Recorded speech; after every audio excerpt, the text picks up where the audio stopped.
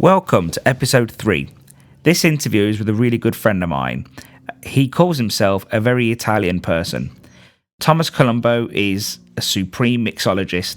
He's a really good laugh, and we just thought, we'd talk to someone different as well, so we can learn something from the other types of the food industry, hospitality, and I thought Thomas was a great guy to start with.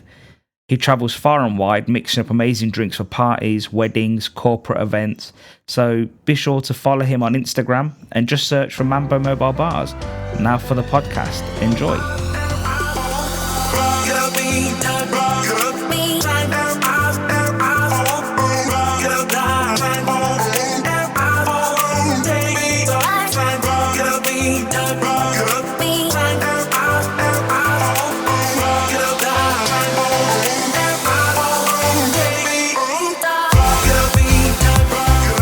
Nibs, we're back on now, man. So you can put your Instagram away for a moment. I just wanted to sort of start again and just say how jealous I get when I see that you're a high achiever, because I'm not really a high achiever. I am very lazy. And you do a lot of triathlons, and every time I see you, I'm like, yeah, I want to do something like that. And you're like, yeah, man, just do it for the first time. And I've still not done it after 8 years of knowing you. So one day... Cycling, though? You do mountain biking? I did do mountain biking. And if you look at my figure, I'm not really the exercise type, am I really? So, well, let's just jump into this. We've known each other for about 8 years, roughly. Introduced by our mate, Jim. Yes, and I think you're successful at what you do anyway. You say that I'm a high achiever, but I think the same with you. But it's just different, isn't it? And but I'm very, I don't know. You just seem like you do more. maybe because I'm on Instagram more. Maybe you just Instagram more. So that's it. Maybe when we just look at others, we think, wow, they do such a great job. Yeah, that's true. But I know a lot of people that say to me, oh, you do so much still, and I'm like, really? So why I wanted to talk to you is because you're slightly different, and you're a mixologist, and I think that a lot of people don't know a lot about mixology, and one thing I was wondering is, when did cocktail person or cocktail barman fall off? Like, was it because of the movies? Do you not call yourselves that now, cocktail makers? Yeah, I guess mixologist is just a fancy word to make us a bit more. I mean, some people think that we are different from cocktail bartenders. Yeah. As we say, a mixologist, as a definition, it can take anything behind the bar and create whatever drinks they want to create, as they have a basic knowledge of what is in every ingredient. Yeah, but I think I'm an alcoholic with a uniform. So really. You're not upset with Tom Cruise for ruining the whole image? I can throw stuff about if you're upset, mate. I do wonder, after that film, how many bottles of drink got broken because everyone was trying to copy him. Yes, I know. But it's pretty annoying as well, because till to date, when was the movie? 40 years ago? It's gotta be 40 years ago. 14? 40? In the 80s, surely. 90s? 80, 90s? Yeah, that's not 40. I'm not 40. That's true. Okay. I'm 40. All right, I'll let you off. Sorry. 30 something. Yeah. And there is still people, I think it happened just last Saturday, so 2 days ago, where a customer comes to the bar and says, can you do the Tom Cruise thing? Is that what they call it, eh? The Tom Cruise thing. Oh, dear. So, I always reply, I can do the porn star thing. Oh, hello. I mean the cocktail. I was going to say, we might have to change the rating. so as you call yourself on LinkedIn, a VIP, a very important Italian person, is that right? A very Italian person. Very Italian, yes. Yeah. Very Italian. And explain to me, when did you come to the UK? Because that's something I don't really know, and why? Me neither. What, you don't know why you came? No, I've been kidnapped. I came to the UK. Well, originally I think I came in about 99, 2000. Because I was traveling around the world, more or less. Europe, I guess, the most. And, London has always been the city to be. Yeah. If you want to try to do your profession in a different way. From a different angle, I guess. And actually, in London, I discovered that I didn't like my profession. Okay. But I wasn't a bartender back then.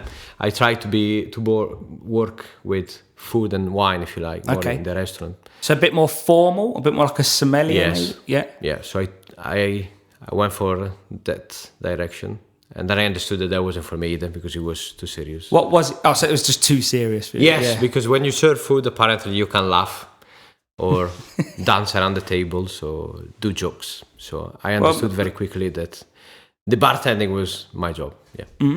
Because you can dance when you're a bartender? Yes, jump on the... I mean, I think that's what people want, isn't it? The theatre, maybe? Yes, I don't think people book us because they're thirsty.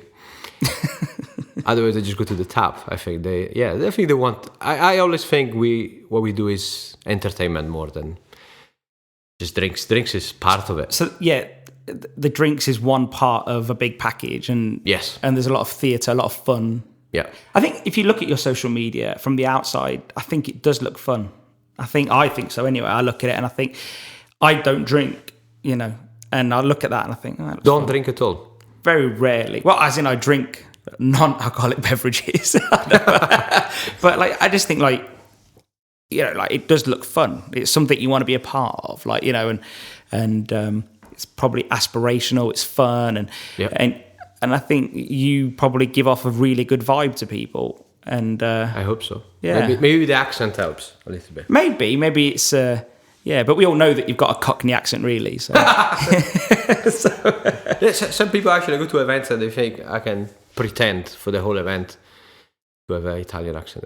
That's something else. Yeah, but there is some restaurants out there where you'll go to and they do pretend to put on Italian accents. So no. Yeah. Jim was telling me, Jim. Yeah, our good friend Jim, who's going to be really excited that we just mentioned his name again. Jim. So explain to me, whereabouts in Italy were you from? Lake Garda, so the north. Yeah, the north. That's the best part, isn't it? Well, because Italy is the whole best part. Well, I don't know. I reckon I could start arguments with Italians all day long. All you've got to say is north versus south, and everyone screams. No, I love it all. It's good in different ways. Yeah, and then obviously you wanted to come to England after traveling Europe, just to sort of like you say, do something different. You sort of fell out of love with what you thought you wanted to do, and fell in love with bartending. Yeah, and so how long? Where was your first place sort of doing the bartending then? My first place was my grandparents were used to own a hotel, and my father used to run the bar of the hotel. Okay. So when I was 9 years old, I started serving pints and Aperol Spritz, which now is so fashionable. And back in the 80s, it was just like a regular thing. A normal drink. That's it. My grandma was at the back checking that nobody was upset at me, because I was only a kid only serving. Yeah. Maybe it wasn't too legal to do so, but it was fun. And why not? I loved it. I love the people, I felt a bit important, if you like, behind the bar. People respected me, even if I was a kid. Yeah. Good fun. I suppose that's very similar to me growing up in my dad's business. You end up coming through and you work from a young age, and people think, it's good that he's working, and you feel a little bit important that you are working, and that's it. Make some money. You've got exactly, earn some money, and so then the first place was there, and then when you came to England, where would you say that your first place was? Well, when I came to England, I went in restaurants. I worked in restaurants around London. I found it very chaotic. How did you end up in Nottingham then? Originally, as I said, in 1999, 2000, I went to London. I stayed there for about 3 years to experience different restaurants. Yeah. And then I went traveling again between Ireland, Spain, Canary Islands, and I went in Australia and other places. And I ended up, in one of my returns, I used to go in the winter, I would go abroad. In the summer, I would come back to Italy, obviously following the sun. And I met my wife one summer, which she was used to study in Trieste. She was studying languages. Okay. And, her parents are from Nottingham, so there you go. So you came for love, not work, to Nottingham, that is? Yes, of course. I'm going to make my wife. You're going to tell me when this come out for my wife. Yes, of course, for love. That's the answer. So you sort of worked at, what was it called? The Lace Hotel in Nottingham? Lace Market. Lace Market. Yeah. It was part of the company that was running the Cathedral Quarter Hotel as well. Yes, I was there for about 6.5 years. It was a good experience. And obviously there you earned your stripes, and then after. Hey, I had my stripes before. Did you? Of course, long time. I was born with stripes. Oh yeah, that's very Italian. Yeah, So, you know, like one of the main things is like that I was sort of thinking about, like, you know, like, is there awards? Is there like participation, like, you know, that you get for like, you know, being a good barman? Is there stuff like that? Did you ever do stuff like that? Like, competitions? Yeah, competitions, awards. Yes, but I've never been too good or wanted to be too part of it. If that makes sense. You never got got overly into it. No. I think I had the same. I think it's the same for me when I was younger. I used to play football. Yeah. As soon as it became competitive and I tried, I didn't like the attitude of other people. They started to be, you know, what I like about sport. I was used to like about sport. Like I like about bartending is just the fun of it. You know, it's fun, and I think it should be kept as such, light, fun, party. And instead, a lot of people started to make it serious. It's a competition. You know, you're my enemy. So the minute that sort of happens, you sort of step aside. And yes. I tried, but I don't like the environment. Yeah. It's not for me. Too serious. I completely get that. I'm not a big fan of that, to be honest. It's just, I don't like that forced participation. I'm not a big thing, a big one for competitions. But everyone's different. That often you don't win it doing what you're best at. I find a lot of times when I see people that win a drink competition, if you like, is they basically do everything to please the judges. So like ticking boxes. Yeah. It's just like, not for me. No. Yeah. Well, you see, it's a lot of awards. Sometimes it's not just about, you know, if it's a chef award, sometimes it's not about being a good chef, you know, and it's not about being a great barman or bartender or cocktail maker, whatever you want to call yourself. Yeah, it always has to be that, are you doing this and are you doing that? And it's sort of forced participation, really, isn't it? And you know, so what sort of motivated you to sort of set up Mambo Mobile Bars? Well, I was working in this company, as you said, for the Lace Market and the Café del Quarter Hotel. I think I was coming to a cul-de-sac, you call it. Yeah. Well, I would have liked to open a bar. Yeah. A proper one. But I'm happy actually now that looking back that I didn't have the funds to do so. Yeah. So I had a couple of £1,000. I decided to try to do something different, you know, to do a mobile version of it, which is much cheaper because you don't need actually a venue. You can just go to people's places or venues. Yeah, that's it. So I thought, you know, small money. And I like traveling as well, obviously, as you heard, like when I was 18, 19, I started traveling. So I thought it's a perfect mix of the two. Yeah. And what opened my eyes a little bit recently is that you're not just doing, like, it's not birthday parties, Christmas parties. There's a lot of corporate events as well. Yes. Yeah. Lots. We're based, I think, at least 50% of what we do, yeah. Oh, really? Except the summer. The summer is 90% weddings. So, like, garden parties, weddings, you know. Yeah, weddings, hen parties. We absolutely love. Yeah. But there would be 3 months of the year, and then, for 9 months, I say, it's more corporate. Oh, really? Yeah. Well, and is it like daytime, nighttime, weekends, like, or anytime? Like? Anytime is party time, surely. Well, I don't know. I'm just trying to think. Because we can do as well. We also do a lot of corporate in the morning, so we do like coffee bars. We can do a smoothie and. Okay, so it's not all drink based. So alcoholic drink. No, based. alcohol. No. Okay. We can do any mocktail bars. We do a lot of mocktail bars, for example, for Indian weddings. Okay. Yeah, we do, as I said, mocktail bars, smoothie bars, milkshake bars for corporates. Not only for corporates.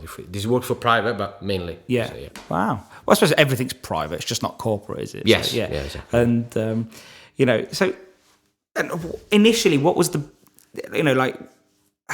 So initially, like, what was it like going from being employed to self-employed? Like, you know, how did you find the switch there? Like, scary. Yeah, because obviously feels a lot of responsibility. I was lucky because obviously my wife, being a primary school teacher, she was supporting me, working full time. Yeah, but I felt, few things I felt the responsibility feels scary, but the process I found it super easy. Yeah.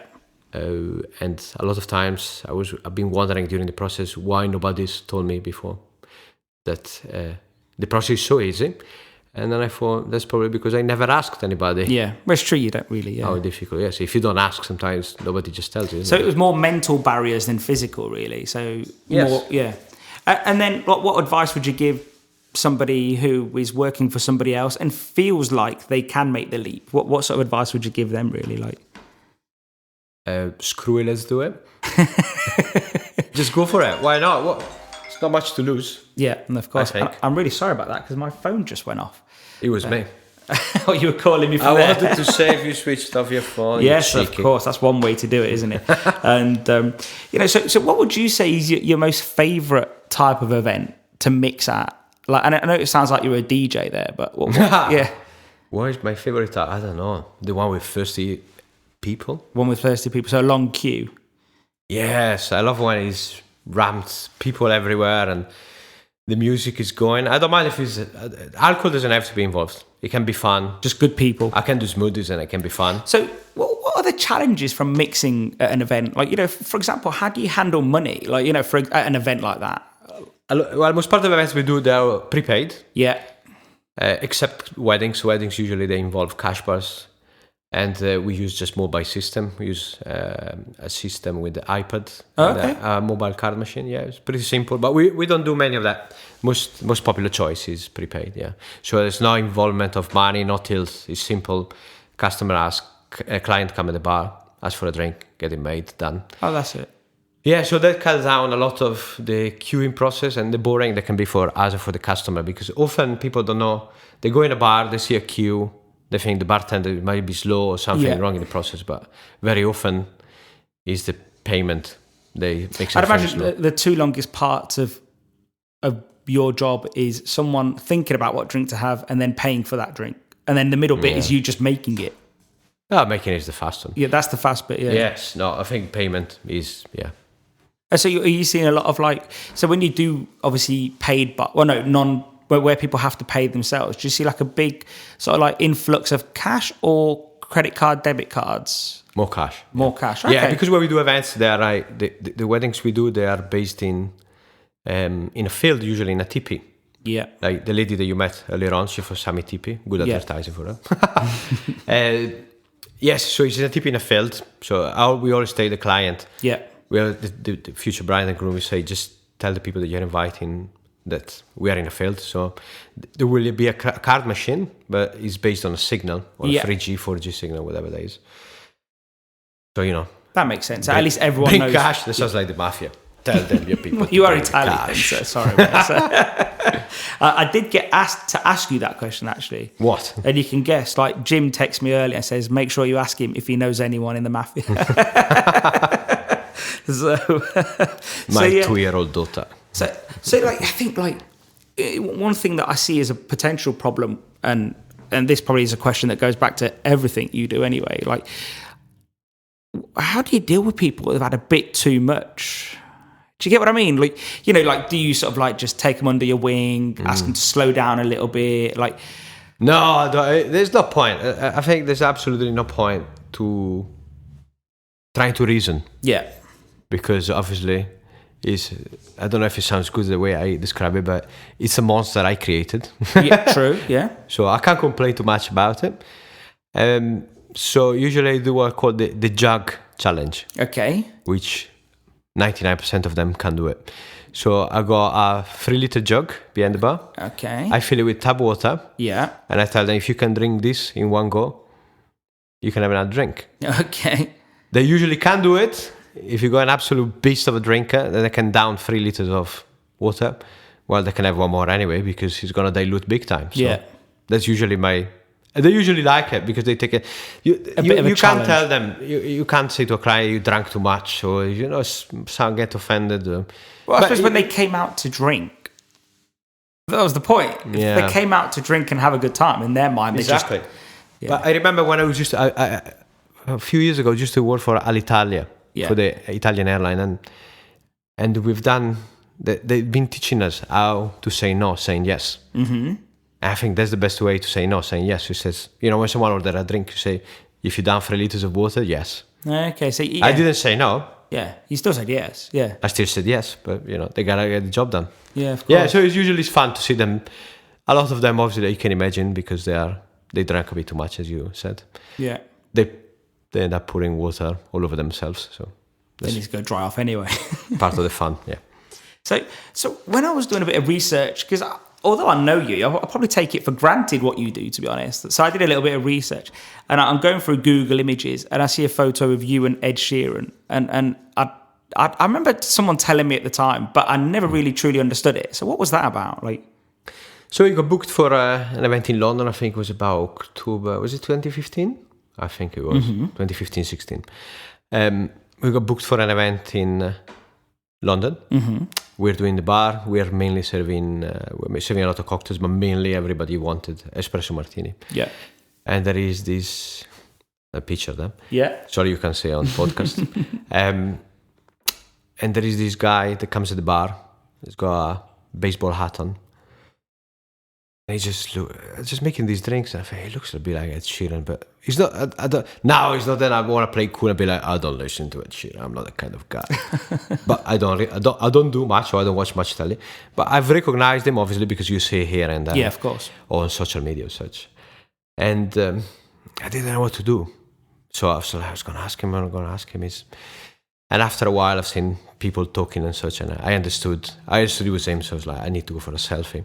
And the misunderstanding was as well because the week before I was doing another event, and I was setting up the bar, and I just look across the room and I say, "That's Robbie Williams." And I got super excited. I go there, I say, "I want a selfie." The guy was laughing because he was a lookalike. He's been hired for the party.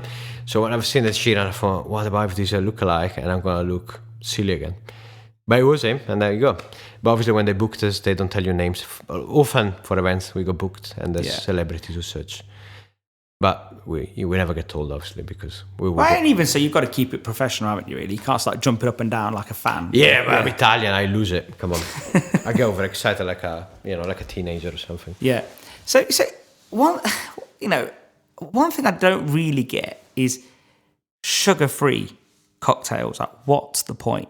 Like, what is the point? Yes, you said it. You've got. Yeah, there's just so much crazy crap going off at the moment. You've got sugar-free cocktails, alcohol-free cocktails, like alcohol-free beer. Mocktail, there's nothing wrong with mocktails, yeah. Yeah, but it's just like, tell me if I'm wrong, because I probably am. Isn't it just juice? You're wrong. I'm wrong. Even before you say it. Is it not just Does juice, your wife then? tell you that all the time? I hear it all the time. Juice, the cocktails. So. The mocktail. Oh, mocktail. If you take out alcohol, which is quite a vital component, surely it's just juice. Yeah, but juice doesn't have to, like, lemon juice doesn't have to contain sugar, I guess. So, but obviously you'll have to add some. But then you have the sugar-free syrup, or such. Yeah, there's no point. There's no point. Is it a trend at the moment? Are you seeing more people requesting certain things like that, like sugar-free, alcohol-free, and alcohol? Obviously, for religious reasons, makes sense. But I understand the sugar-free. I understand why someone would ask, but again, what? Sugar is man-made, and doesn't alcohol convert to sugar? Well, alcohol is made from sugar, isn't it? Because, So, it's got calories. Yeah, exactly. A lot of them, and it's not too good for us. But I think as well, it's... Well, everything in moderation, clearly. We're not telling people what to do here. So yes, but I had, funnily enough, before, not long ago, I had this event, and this girl came to the bar and says, "Can I have a mojito, but with no sugar?" I said, "Why?" And she looks at me, she said, "Because I don't want a fat face like yours." Oh, lovely. I found it funny, I found it hilarious, yes. Yeah. But anyway, yes, there is this misconception that, I don't know. So she wanted I've lost the name now, I can't even know the name, the substitute for sugar. Well, you've got stevia, you've got sweeteners, you've got all sorts. Yeah, the sweeteners, yes. But they're all man-made stuff. So I'm sure sugar is bad for something and sweetener will be bad for something else. It's man-made, isn't it? So yeah. It just intrigues me that something that I understand where people cut out sugar from staple foods. Yeah. Something you eat every day, like, makes complete sense. But if you're getting merry, let's say, or having a few too many, I just don't think. Well, why do you care for that? Like, and then non-alcoholic beer seemed to be on the upswing, and I just think non-alcoholic beer. Like, and there's an advert on TV at the moment, and I can't remember which beer it is, and a policeman pulls the guy over and he's drinking his non-alcoholic beer, and he gets a ticket, and he's like, "But it's non-alcoholic." I'm like, come on, like, I don't drink, so I find beer don't taste that nice anyway. So to have it without alcohol, it would be better. An advertisement said, "Drink this very alcoholic beer and drive like Lewis Hamilton." Maybe, yeah, that's a good point. That would be bad. Don't listen to this. Drink responsibly. Yeah. But yes, I agree with you. It's no point. Yeah. I think if you want to be a bear, you might as well be a grizzly bear, right? So Well, this is it, you know. And if you want a beer, just have a beer. If you want a non-alcoholic drink, just have a fresh juice, maybe. Coke. Just I like a ginger beer. Yeah. Nice and spicy. Yeah. Which one? It's a good substitute. I don't mind which one, as long as it's spicy. Yes. Yeah. Can be healthy, can be not healthy. Actually, I don't know. There is. Oh, I really like one from Australia. Actually, it's called Bundaberg. Bundaberg. Yeah, I've had that before. Yeah. I think there's a lot of E numbers, but they taste good. Yeah, I've had that. I've bought that a few times. It's nice. It's all right. Yeah, but I don't drink a lot of carbonated drinks either. So. Oh, there you go. That's another one, isn't it? No sugar, no alcohol, no. Yeah, well, my body's my temple, and because I don't, I like a gassy temple. So I can float in the air. I'm Cypriot, yeah. So, but you know, if you consider I do no exercise, you know, so I should probably limit what I put through my mouth, you know. So, you know, it's not a crazy thing really. So, you know, another thing that I see a big thing about, you know, I see a lot of shops, a lot of restaurants, and I've got a feeling I know what you're talking about. Yes, gin. Yes. Yeah, like it's big. Like it's everywhere. Every man and his dog is making gin at the moment. Yes. And we was at a restaurant the other day with one of my reps, and they've got like 7 or 8 just gin from Italy. Yeah. And what was it called? Malfi gin. Amalfi, the lemon one, yeah. And you think that, you know, he had, I think it was 60 different gins at the bar, and you think, wow, like, and he said it's just a really big thing. They have gin nights, and it's big. It's well, you know, it used to be vodka before, and then there was rum. So it's a cycle then. It's a cycle, of course, and then also don't forget Britain is the country that, well, it was more the Dutch. You say like the British gin is a twist on the Dutch. The Dutch is really the one that distilled the first kind of, which is called Geneva. But the British is the drier version, which is the one that is most drunk. And I guess that's why Britain is going crazy about gin. But yeah, it's a cycle. It will go. And then it will be something else. What do you think's next? I hope it's going to be whiskey. I love whiskey. Whiskey is the good thing with whiskey is there's so many different ones, but there's lots of complexities to whiskey. Yes. And there's different types. There's peaty whiskies, non-peat. Yeah, and I think, you know, if you like complexity, whiskey's great. I just feel like everything else is a cycle. Yes. And I think whiskey's yet to stay, but because it's serious. Yeah, whiskey's never really gone away, I think. No. And I think if I see somebody drinking whiskey, like just neat, I just sort of think, yeah, well, you? Yeah, me? Yeah, no ice, nothing, just straight in. Yeah, and I just see people. Half a glass before bed. I look at someone like that and I think, wow, that's a refined person. Someone that, no, I mean it's like dark chocolate, isn't it? Like someone who chooses dark chocolate over me. Again, yeah, and you know, I've tried to get into whiskey, and I'm just not there. I can help you. I think you need to build it. You need to start easier. Okay. You get whiskeys that are as clear as a Northern Lake in Lake Garda. Yeah. And, you know, you just jump in, it's a clear taste. So if you were saying to somebody, here's where you start on a good whiskey, as a starter. You can start something like Dalwhinnie. I've tried that, But again, this is, you know, is a Scotch. I mean, it's a single malt from Scotland. You can start even easier with bourbon. Yeah. Bourbon is... I find them a bit too sweet, the bourbons. Because bourbon, to be called as such, it needs to be made at least with 51% corn. That's why it's so sweet. 51%? With corn. Oh, really? So that's why it's so sweet compared to malt. Malt is made with barley. So. Yeah. But barley is a bit more complicated. You need to age it. You need to do different processes. Yeah. But so bourbon's it's like much easier. The fake little cousin, maybe, of whiskey. No, I wouldn't say that. It's just different. Just different. No, fake. It's not fake. I love bourbon. Bourbon is, I think if I can do good drinks with a good single malt from Scotland or even a blended one. Yeah. But yeah, bourbon is the soul of one of my favorite drinks, the old-fashioned cocktail. So no, it's not fake for nothing. It's good in a different way. So yeah, especially you're different. You appreciate drinks very differently to what I ever would. But yeah, I did try on the whiskey thing. Oh, you know, but I just I don't know. I think I just prefer food. Well, it's not that I don't substitute food with whiskey. I mean, I could try. Not wouldn't be very healthy. So over the years, like if you look at like restaurants now, restaurants now have the full bar. Well, good restaurants do, and you know. So do you think restaurants and bars have converged? with food and everything? Or do you think that if you really want a good drink, you'd need to go to a bar? No, you can do. You can. I will say that probably the best. Like I worked all weekend last weekend in London, and there's a lot of good bars. But I probably say that probably the best bars are hotel bars. Yeah. No, not. I would say the only ones. But yeah, it's probably a good shot. So obviously in an hotel you got food and drinks and. No, it doesn't have to be a rule. No. There can be a good bar on its own, or can be supported. And can you see yourself maybe with a static site, like a hotel or well, not a hotel, but like a bar in a hotel or your own bar or anything like that? Maybe. I like the idea. I'm not sure yet. Because obviously static bar will have to...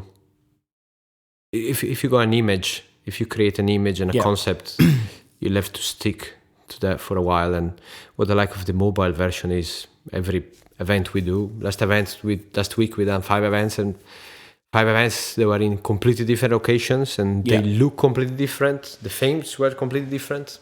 2 of those were gin bars, obviously. So it allows you to evolve a little bit, try something different. Yes, it's always different. One event is vintage, the other one is modern, and they all look different. Yeah, so it's way more fun than a static bar, and also it's well locations. Today we are in Nottingham. Yeah. Tomorrow in Derby. Like in the weekend, we are in London. Yeah. So, what's your favourite whiskey? Whiskey. Yeah. Whiskey. It's got to be peaty. It's got to be peaty, salty. So, like Laprahague, something seaweedy, like Lafroig, yeah. Yeah. Lafroig or Ardbeg, but there's Ardbeg's nice. Yeah. Yeah. I've tried that one. I'll say many from Isla. Yeah. Is that the right pronunciation? Yes. Isla, yes. So smoky, peaty, strong. Even in my cocktails, yes. Oh, really? Yes. And do you find people are offended by the peaty flavours generally? Well, not that I care. What I say to people is there's no such a thing. Well, obviously we got taste. And it's quite difficult to discuss taste, but I always say to people, if you don't like something, you just got to tell or teach your mouth to like it. Well, similar to going back to dark chocolate, I know a lot of people, when they taste dark chocolate, the first thing they want to do is spit it out. But if you let it melt. Oh, I love it. Yeah, I can eat that. That's one thing. Yeah, but you can learn. It's like when you're a kid, you're not going to like a whiskey, or you're not going to like other foods. I suppose flavours develop with age, out in our age. So when you hit your 30s, you start to open up a little bit more. And yes, you just got to try more. I mean, I've been doing cocktails for 20 years or such, and you get to try a lot, and more you try, the more. So what's the ultimate cocktail? I don't know. Is there a classic? Is there something that just, is always amazing, or the best thing? Well, the classic's always a safe bet. Yeah. If you go with your daiquiris and margarita, Bloody Marys, mojitos. So, for someone who doesn't like a lot of alcohol, but someone that doesn't like a lot of sugary things, okay, what cocktail would that person have? Or something, or even like a drink. Something. It's a very difficult question, because, as you said, when you take alcohol out of the equation. No, I want alcohol in. I don't mind having it. What I'm saying is, like, what would you say? Stick to something simple, like martini or something like that. I always say stick with something simple. I mean, there's amazing drinks with a lot of ingredients, such as Singapore slang, where you can have 10 different ingredients and juices and syrups and such. But yeah, 2 or 3, 4 ingredient cocktails. I was at a restaurant the other day, and I was just ordering some drinks for the family, and the guy was making a cocktail in inverted commas, and literally it was just 2 types of fruit juice, and then a shot of something, and gave it a little shake with some ice. And I was just thinking that in my mind, and I'm not a professional on this, that's not a cocktail, yeah? No, it's a cocktail, yeah. Really? A cocktail, well, by definition, is you need 2 ingredients to make a cocktail. So. Okay, so a screwdriver is not a cocktail. It is a cocktail. Oh, is it? Oh, because it's 2 vodka ingredients. And orange. Yeah, vodka and orange, yes. Gin and tonic is a cocktail. Really? Yeah, it's called highball cocktail. No. It's actually part of a category. Yeah, they're all highball cocktails, gin and tonics. Well, but you see, some drinks are simple as, so you say you like a rum and coke, right? Mm-hmm. They're a cocktail, they're a highball. But if you add half a lime juice, yeah, that's called Cuba Libre. It's simple as that. It's a rum and coke. You just squeeze in half a lime and it becomes a Cuba Libre. Wow. And a lot of drinks. Or Harvey Wallbanger. Mm-hmm. It's a simple vodka and orange. You put a bit of vanilla or vodka on top.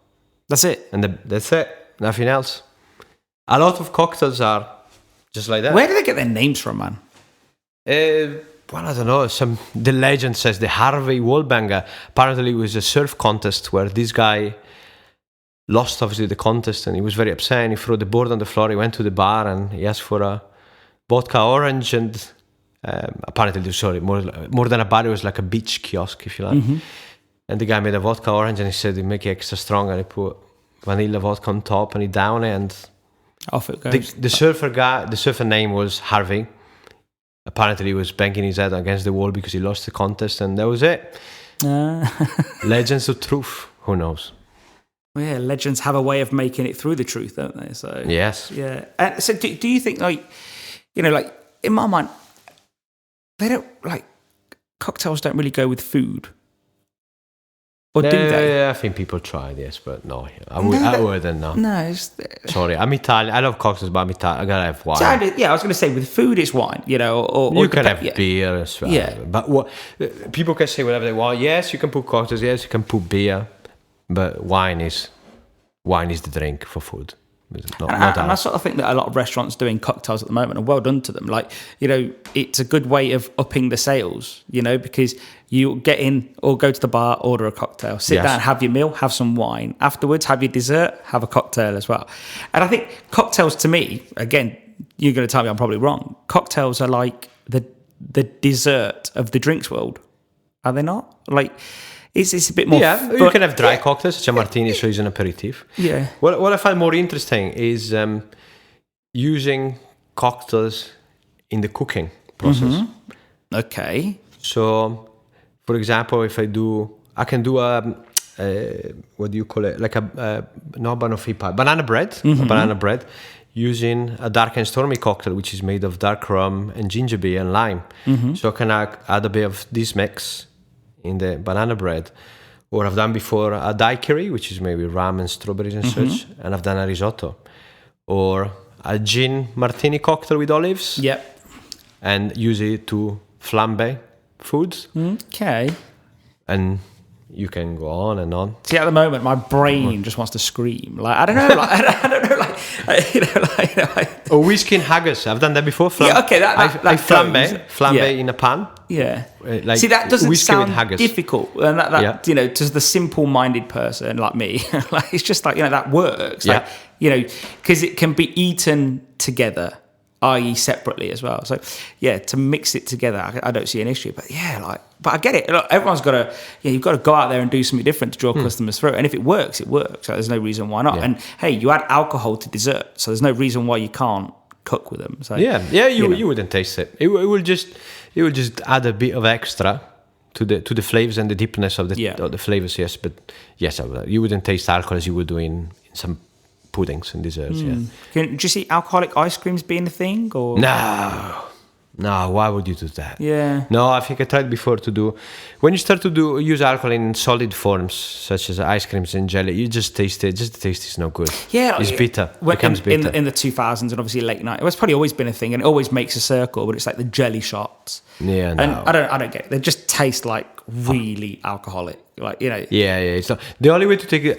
I can do a good jelly. Alcoholic jelly, I can take away the alcohol flavor, but the only way to take away the alcohol flavor is to use a lot of the sugar, and if you use a lot of sugar, is... But look, if you're having a drink, again, it goes back to if you're drinking anyway, the sugar's the least of your worries, honestly. Like, that's true. So, but... No, but I will see more food going into ice creams. Like in Italy, we will have blue cheese ice cream. Okay. I had a goat's cheese ice cream the other week. Yeah. It works, But no alcohol, no. Why? See, where alcohol would probably work. You could do it for fun. You could have a party.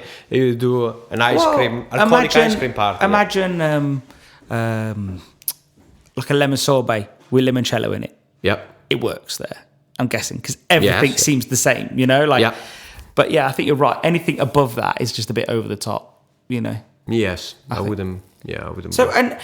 So moving away from that one a little bit, is what do you think about automation?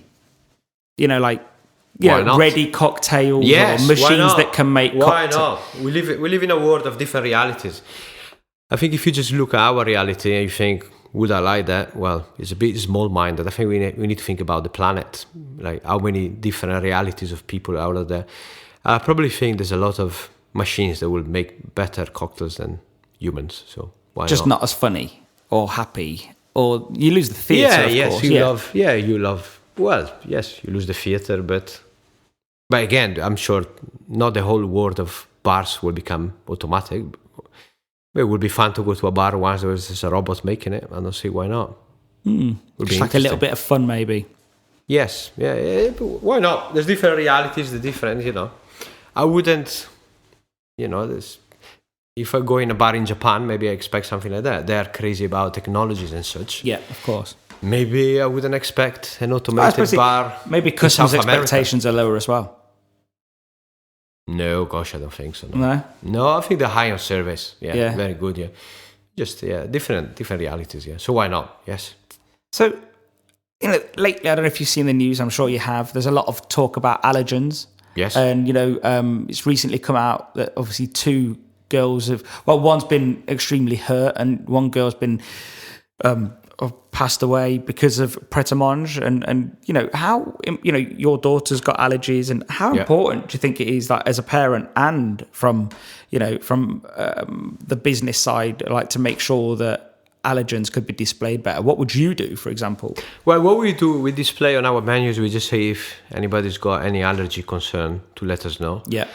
Because obviously I find very tricky dealing with liquid. Mm-hmm. It just can go everywhere. You obviously do different cocktails with different shakers. Yeah. With the same shaker sometimes. Even if you wash it, I mean, it's just not really ideal. In the moment, you can. Yes. So I think it's very important. We don't have any, because as you said, my daughter has got allergies to various things, and mostly to nuts. Mm-hmm. So we don't have any nuts in our bars.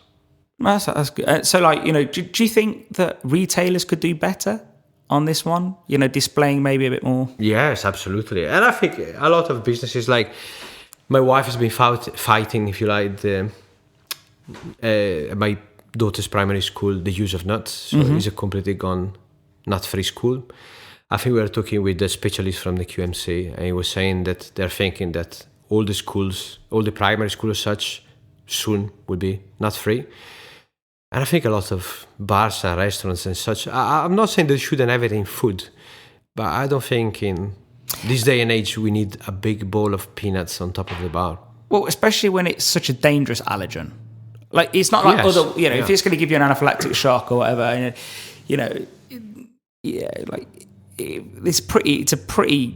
it can be a pretty dangerous one, you know. And I think if it was just like, I don't know, bread, for example, on the bar, you wouldn't mind so much because you don't inhale bread. Yeah. Whereas nut dust gets everywhere. Yeah, so there's no need, to have a bowl of nuts on top of a bar anymore. Yeah, but what else would dehydrate people? It's not hygienic as well. What else would dehydrate people? Just spoons, salt. Just leave the salt there. Just give it salt. No, you're right. Yeah, no, I don't think I'd ever eat. You could have everything else, isn't it? Olives, pickled stuff. You can have like little appetizers. Or I can't see myself eating nuts when everybody who's been to the toilet is then going and putting their hand in those nuts. So it's not really my thing, to be honest. Yeah, I'd rather just open a fresh packet. Yeah. And so one of the things that surprised me about you as well is that you don't really do consultancy. So, and we've discussed it in the past, but I thought, it's an interesting topic, why you don't do consultancy. So maybe you could tell us a little bit about that. Well, when we started, we obviously wanted to cover as many parts of our industry as we could. And we to be fair, well, as I said to you, as you told me before, I don't like to call it consultancy because it makes me feel like I'm talking from a high ground if I do a consultancy. I like to feel like I'm more at the same level as everybody else. Mm-hmm. So I like to call it training. Because we tried a few venues to do training, but very often they don't take it too seriously. They just want 1 day or 2 training just to do this menu, blah, blah, blah. And then once you've done it, you go back to drinking this place and it's rubbish. Yeah. We like to do more deeper training. We like to meet for about 6 weeks, 1 day a week, in the for an afternoon with the staff, training all the different aspects, if it's theory or practice. But then also we like to meet after that for a couple of years, once a month, to make sure the standards are always up to date, obviously, because stuff keeps changing in our industry. So for you, the word consultancy is probably not the right word. For you, it's more of a relationship. It's more... Yes, that's it. That's a good idea. Yes, it's a good word, yeah. Over a long time, you can train people. Because obviously, staff retention, I'm guessing, in the hospitality industry, is quite fast. So, if someone gets you in for 2 days, well, you've done nothing. Well, at least you feel like you've done nothing because it's going to change within a few days, or weeks or months. So yeah, you're right. I think your method just makes so much more sense, really. And also going back to what we were saying a moment ago, the allergy and training. You train staff to say these ingredients contains these allergens, and the staff changes, and they don't have a clue what they're serving. You have there's a lot of liqueurs that contain nuts. Oh, really? Such as, amaretto. People can have allergic reactions from this. You go frangelico. You got ingredients that, can cause reaction. I know of people that had reactions from these just touching the bottle or so because it was dirty. So you need training as well, yes. I think a lot of times the food industry leave the bar behind. Even when I was used to work in hotels, they always come to check the kitchen, 99% of the kitchen and 1% in the bar. But I think... And they just look at the ice machine normally when they come in the bar and they just walk out. But I think bars these days as well, they use more food in drinks than they ever done before. Yeah. In the last 10 years or so. Well, look at the Italian gins. They were using blood oranges. They were using lemons. No, I'm talking meat. Sorry. I took even meat, yes. There was a bar lately, I think it's called, I can't remember, in London, the Nightingale. Yeah. Yes. In London, and they were serving, I believe it was a vodka. Okay. And it was infused with whale fat. Really? Yes. Well, I've done bacon infused whiskey. I've seen bacon. We've spoke about that before, haven't we? Bacon infused with whale, but I think they go in trouble with the law because of this and animalist and such. And yes, they were doing that. Yeah. Wow, I think that's a bit extreme for me. But maybe for me, I can go with bacon, but whale's fat vodka or some whiskey, gin, whatever that was.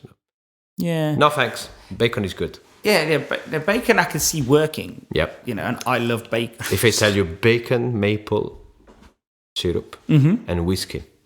Yeah. Now you start to like whiskey. If you put bacon in anything, I'll eat it. That's probably like half of my diet, to be honest. So we're probably coming to an end of this. I know you want to do this all day. Yes, please. But I did ask you this, and you didn't really mention it. But if you could recommend a book to anybody, what would it be? Book. I believe I got it here. Hold on. I'm gonna move. I got a very long cable.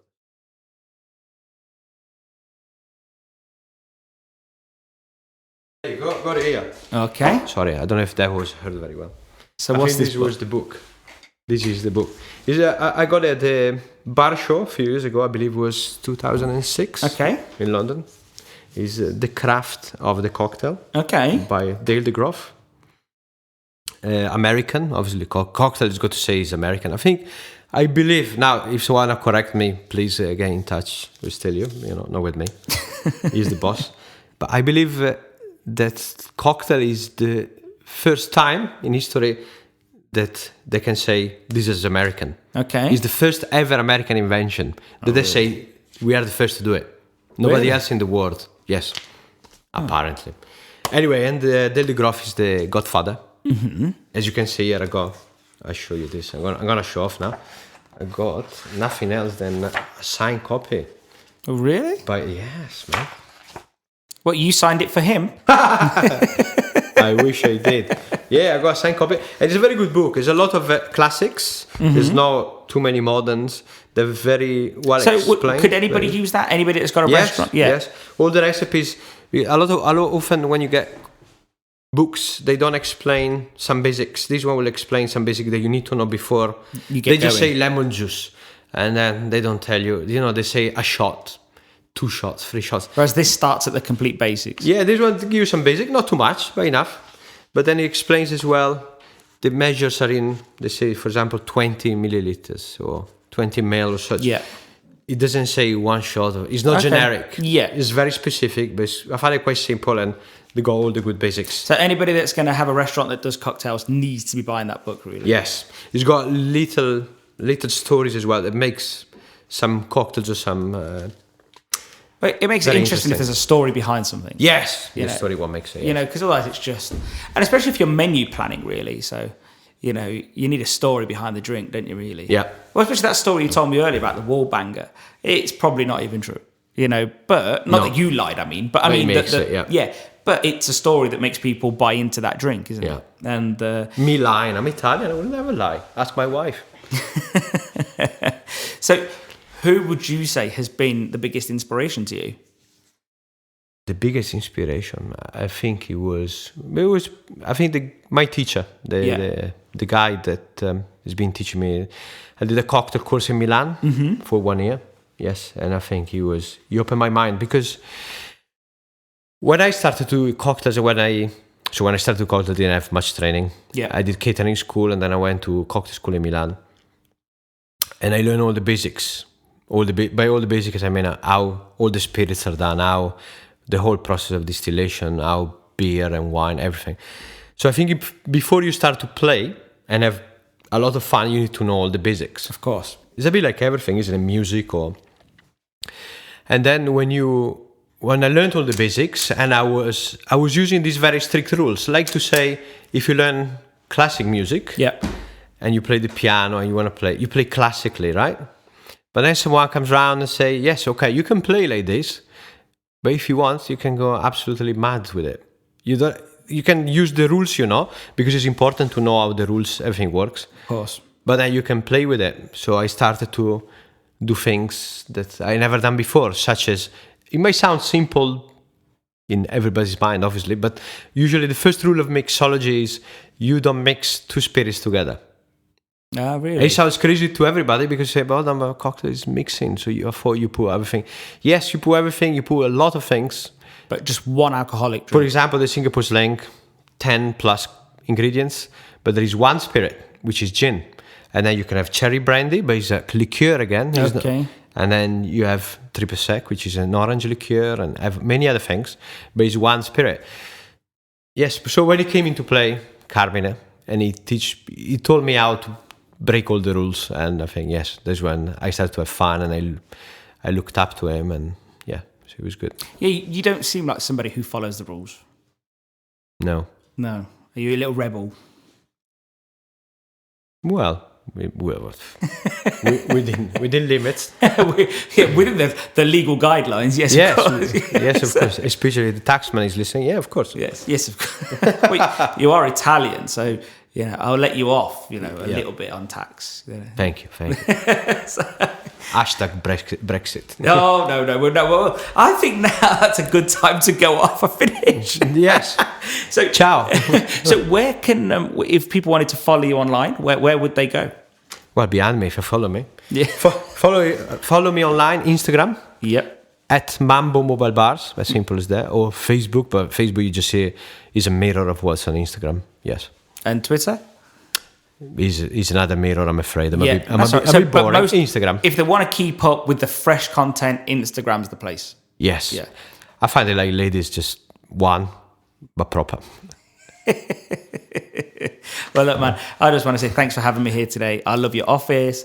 I love the location. It's all brilliant. And I think one day in the near future, I think we'll have to get your services at some of our events, I think. And yeah. Thank you. It's been a pleasure. No, thank you for having me. Thank you. Bye-bye. So we're done with that one. Thanks for listening, guys. And we really hope you enjoyed that episode with Thomas Colombo. We do hope that we will talk to people from other parts of the wider industry of hospitality and food and supply. So, hopefully we can learn from that. For regular updates, it's best that you subscribe to our podcast channel, wherever you listen to it, whether it's Google Podcasts, hopefully soon, Apple Podcasts, Spotify, and be sure to leave us a review. Thank you, guys.